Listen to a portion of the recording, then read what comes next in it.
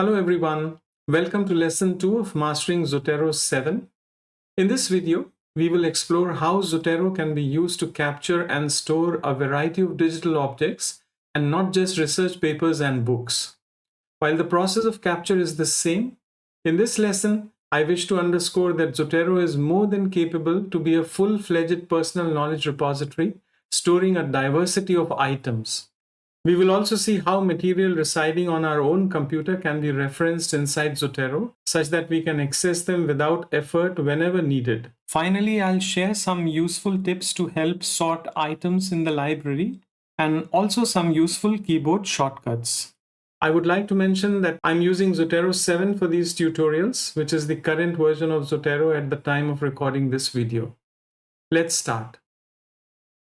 So I'm inside Zotero 7.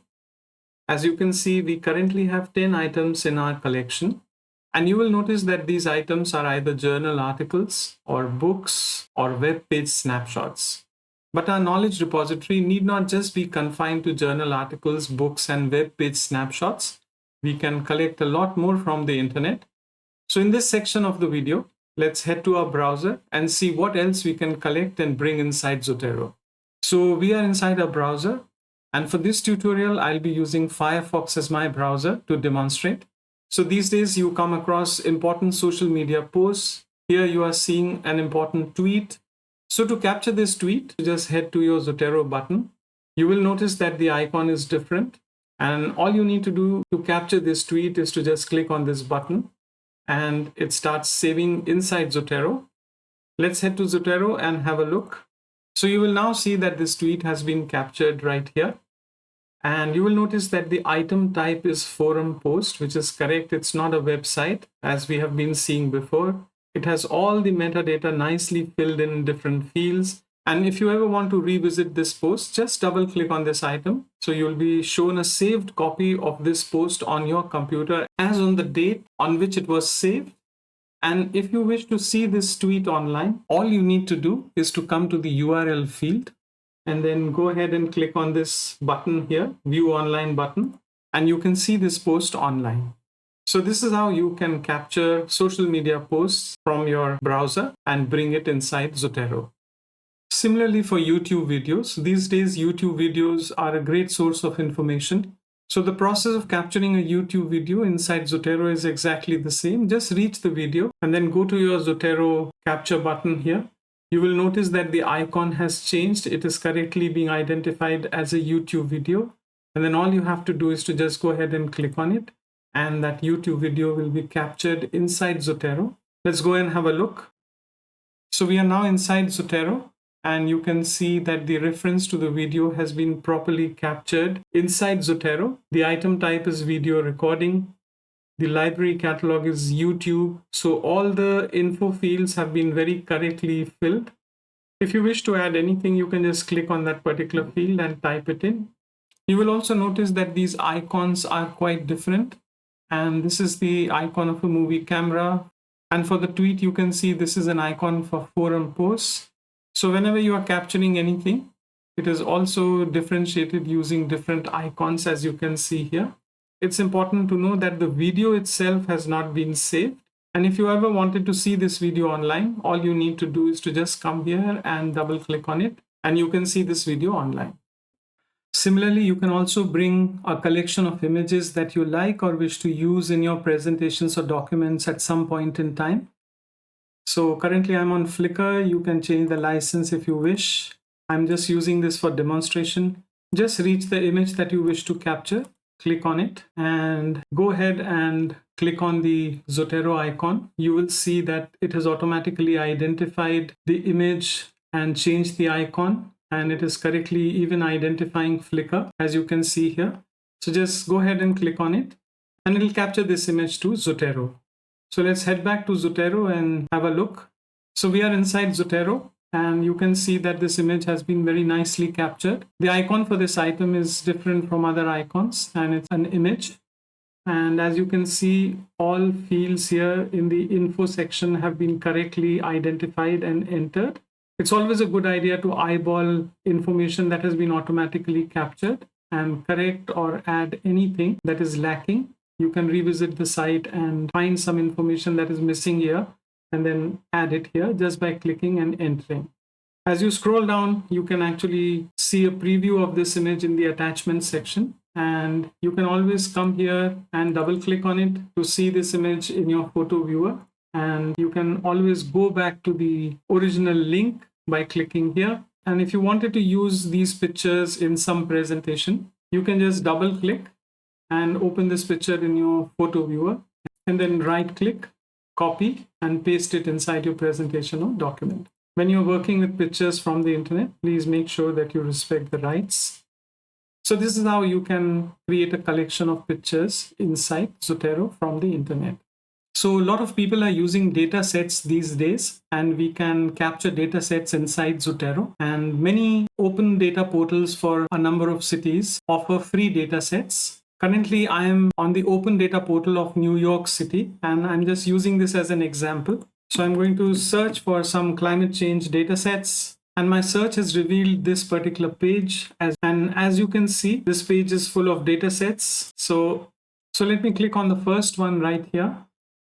And I'm taken to this particular page, which is describing this data set, all the fields inside this particular data set. So capturing data sets is a two-step process. The first thing that we need to do is to just go ahead and capture the web page. So I'm going to come here to the Zotero button and take a snapshot of this page. So this has been captured in Zotero. And the next thing that I'm going to do is I'm going to come here and click on export. And here I have this CSV file. So I'm going to go ahead and click on download. So I'm now inside Zotero and I can see a snapshot of this page. As you can see, this has been categorized as a web page, and very rightly so. But we are not actually seeing any data set. Attachment here is the page itself.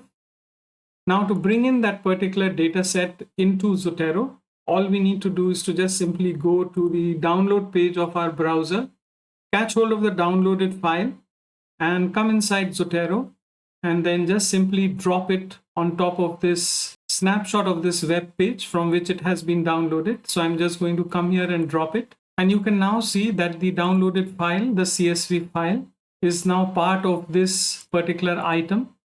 And when you double click on it, you will see that it can be opened inside Excel. So this data set has been nicely captured inside Zotero. So what we can now do is to come to this item type and click on it and change the item type to a data set if we wanted to. So you will notice that the icon has changed and the data set has been very nicely captured. You can add in details, for example, like the author. So this is how you can capture data sets and bring them inside Zotero. These days we come across a lot of ebooks, and the process of capturing ebooks inside Zotero is exactly the same as capturing the data set, the two-step process.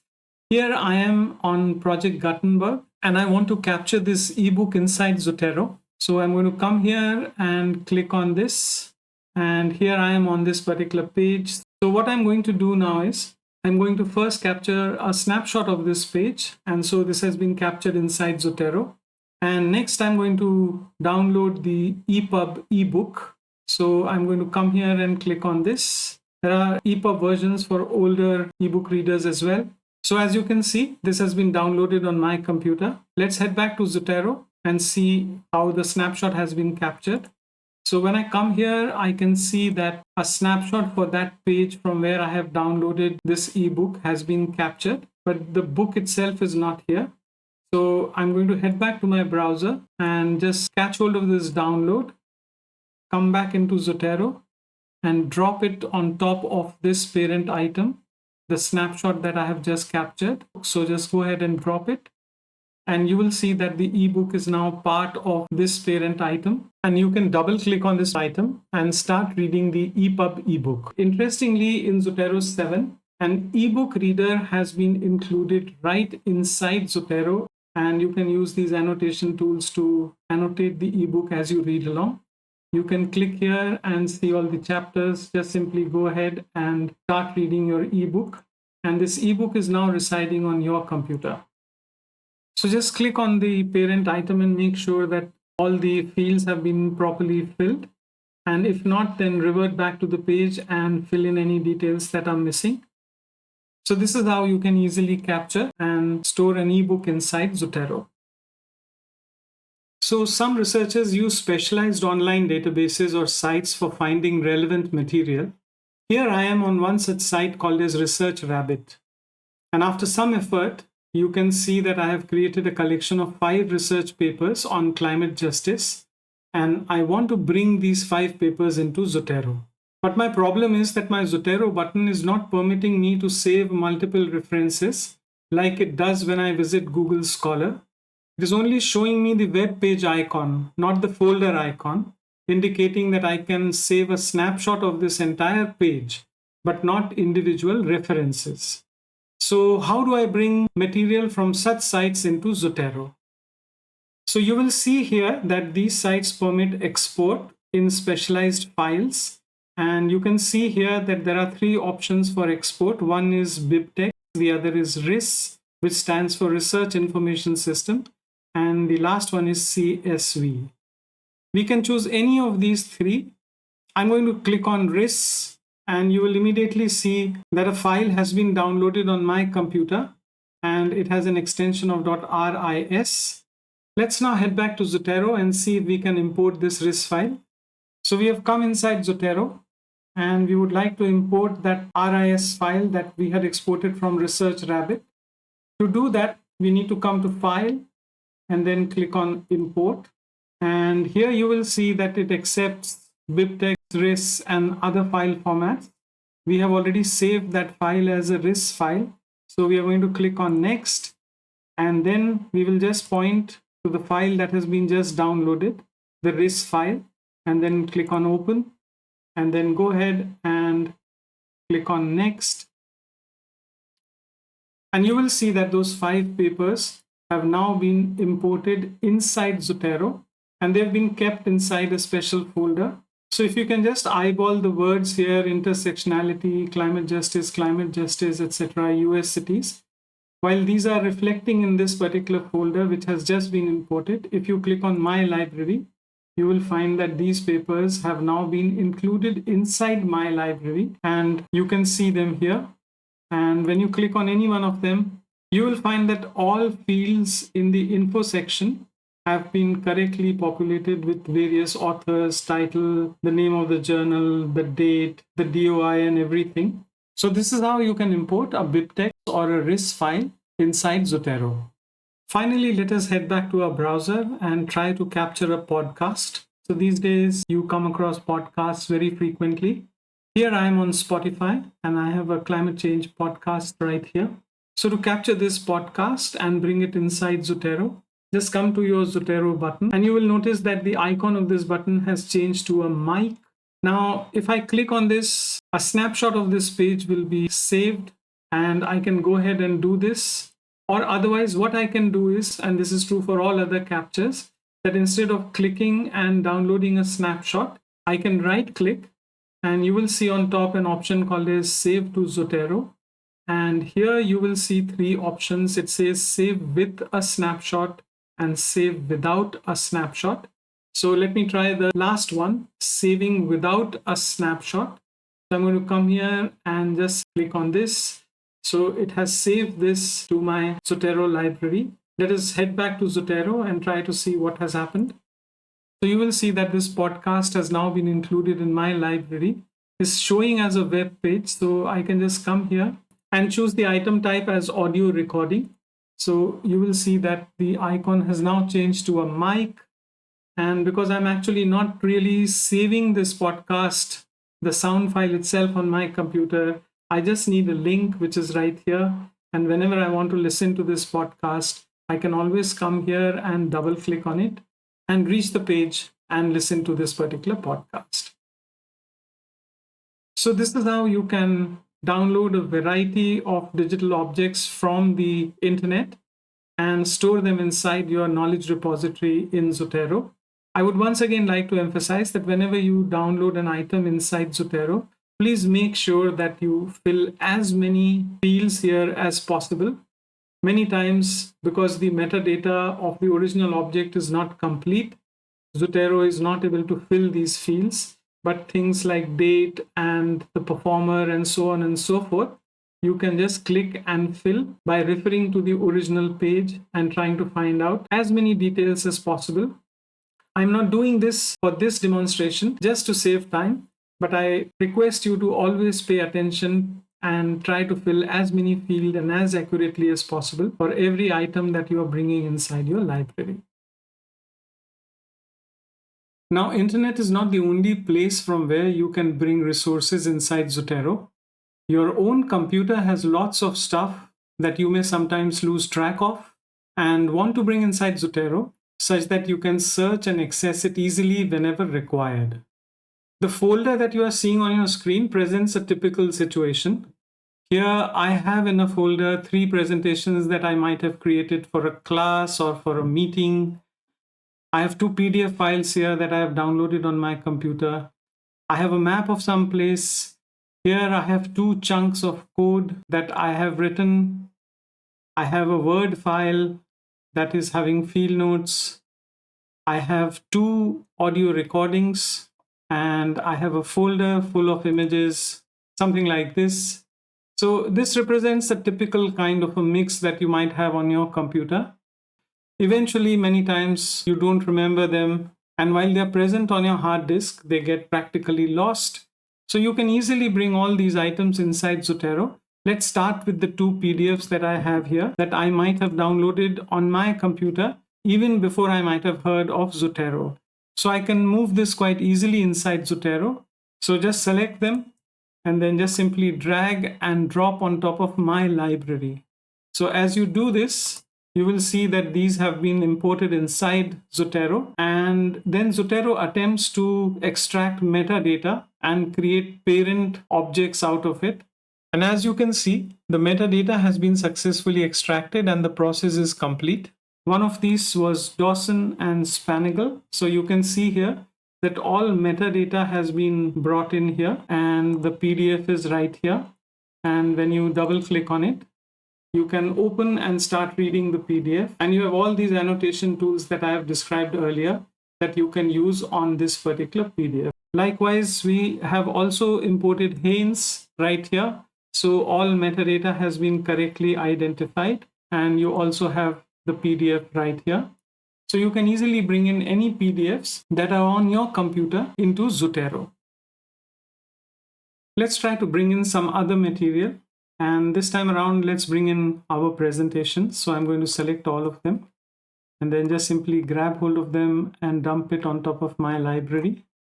So my 3 presentations are now inside Zotero. As you can see, there is no parent item for each one of them. It's just an attachment. And we want a parent item for each presentation such that we can give it a proper title, and that helps us searching and citing. So all you need to do now is to create a parent item for each one of these presentations that have come here. So right click on it and create a parent item. And we will have to create this parent item via manual entry because this is coming from our computer. This is our presentation, and it therefore does not have a DOI or ISBN or any other identifier. So we will have to enter the info fields. So just click on manual entry and a parent item has now been created. Your presentation is here and this is the parent item. So we can just come to this side and choose presentation. And then we can give an author's name. We can give a type if we wanted to. So we can say that this is a PowerPoint presentation. We could enter a date and so on and so forth, language and other things that we want to fill here. So we have created a parent item, and because it's a presentation, you can see that the icon has changed. And likewise, you can see that I have created parent items for the other 2 presentations. So once this is complete, you can click on any presentation and it'll just open inside PowerPoint and you can start using it, editing it, etc.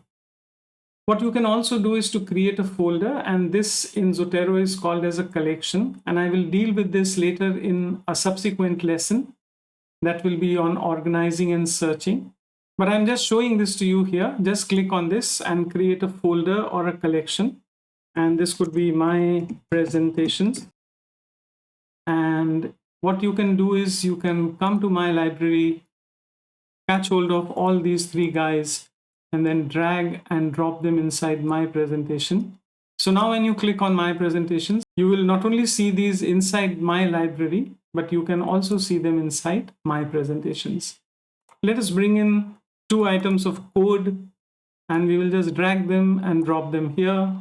Then we can come here and create a parent item, and in this case manual entry. And in the item type, we can come here and say software.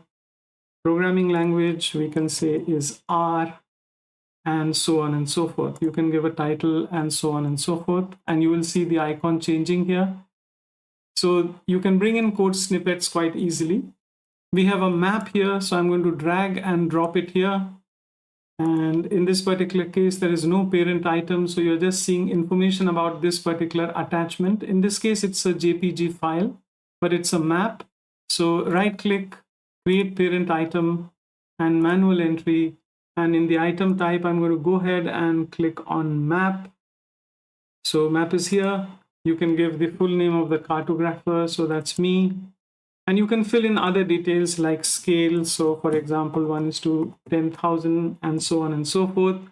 So you can fill in the other items as well. And you will see that the icon has changed and you have a parent item. And when you double click on it, you can see the item. In this folder, I have 4 images. And what you cannot do is to just simply grab hold of the entire folder and drop it here. When you try to do this, actually nothing happens.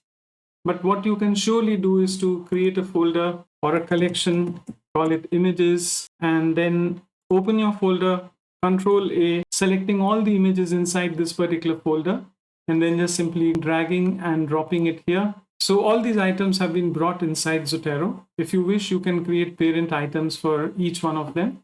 So this is how you can bring in a lot of stuff residing on your computer and index it inside Zotero.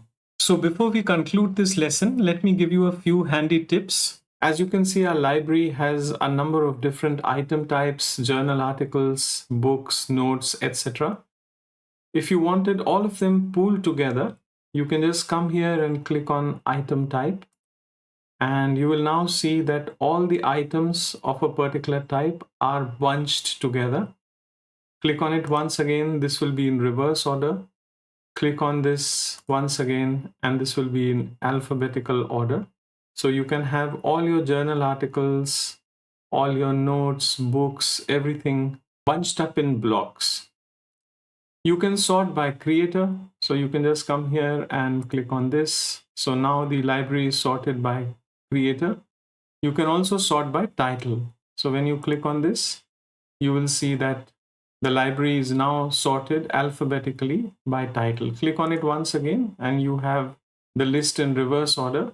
So just clicking on these fields will sort your library according to the column header.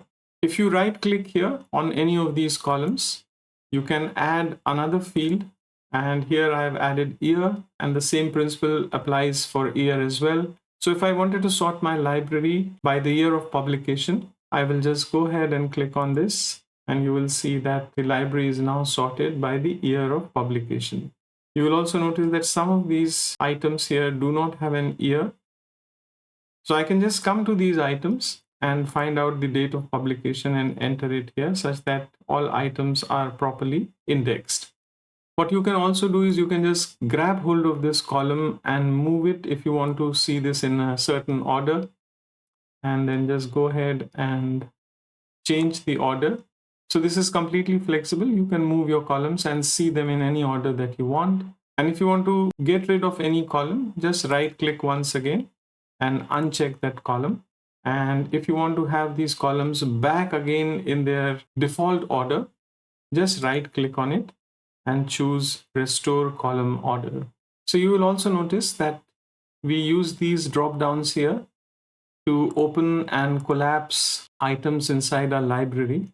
You can see some of these items are open or expanded, and some of these items are currently collapsed. So there is a handy shortcut key. using which you can expand all these items in one shot or collapse all these items in one shot. To do this, just come inside your My Library and click on an item, and then just go ahead and click on the minus key on your keyboard, and all the items in your library will now collapse.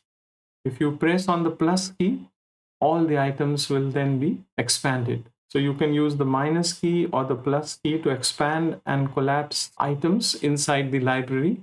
You might also notice sometimes that when you expand an item, you have a PDF which you can double click and read, but the title of the PDF is not really what you want it to be. So when you click on this item, you will see that this is coming from here, which is editable. And you can see that the title of this PDF is actually Why the Social Sciences Matter. So if you want to change this, you can just come here and type in that particular title. And once you have the title, just press enter, and you will see that the name of this item has changed. This is also true for parent items. So this name is actually coming from this title right here. So if you're not happy with the title, you can just come here and change the title, and it will be appropriately reflected here. So these were some handy tips that can be very useful when you want to sort your library or when you want to bring things in order. So this brings us to the end of this lesson. I hope you found this video useful. If there are any questions, please let me know through comments. I look forward to seeing you in the next lesson. Many thanks for watching.